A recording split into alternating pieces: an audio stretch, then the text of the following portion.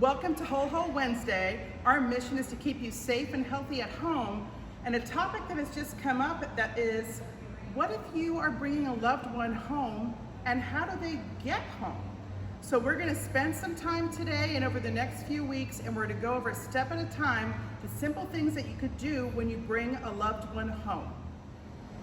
Okay, with me now I have Lisa Capannari, who is a physical therapist assistant, and she's going to talk us through how to get someone into the car. Take it, Lisa. Good. It can be very overwhelming for family members to bring home their loved ones from a hospital or from a nursing home setting because they know they're very weak and they're not performing in the same capacity that they would typically. So you may have already come home from the hospital with a gait belt of sorts, like Sara is using here. If you don't happen to have a gait belt, sometimes people just use trouser belts to serve the same purpose.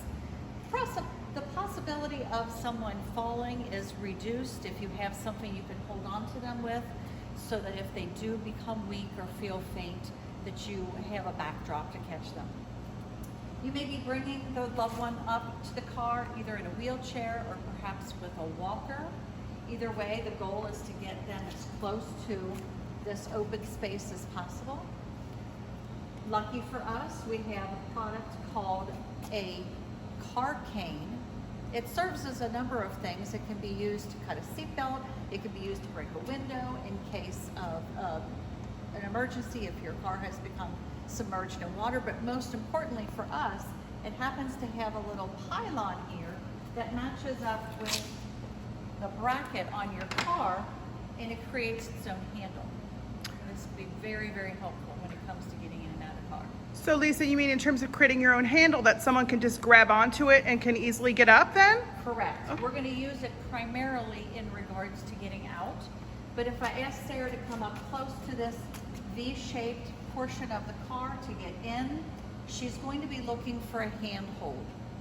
It's permissible to hold on to the car door itself or the dashboard, really whatever she is most comfortable with.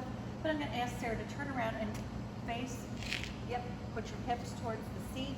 We're going to avoid trying to step into the car with one foot. That can be disastrous because it requires that we balance on one foot to do so.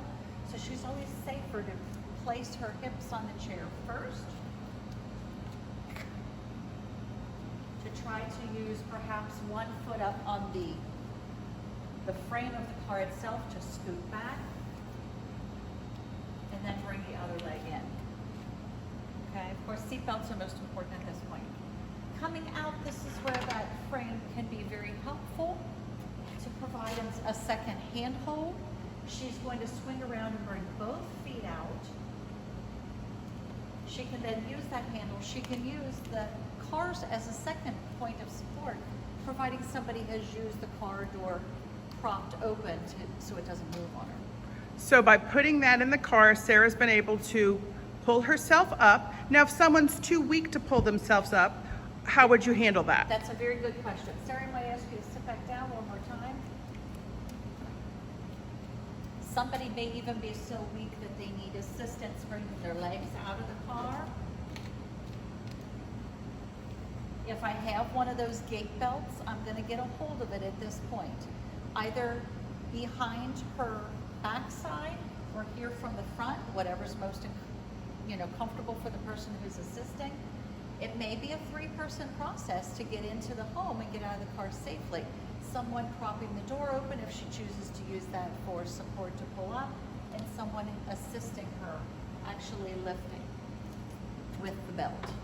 Again, if you don't have a gait belt that you've been provided by a facility, you can easily use a trouser belt and it'll work in the same way. So a trouser belt just to hang on so you have a grip, and if they should start to fall, all you can do is lessen the fall. Exactly. Okay. Next week, we'll talk about getting from the car into the home. So thank you both, and we'll see you next week on Whole Home Wednesday.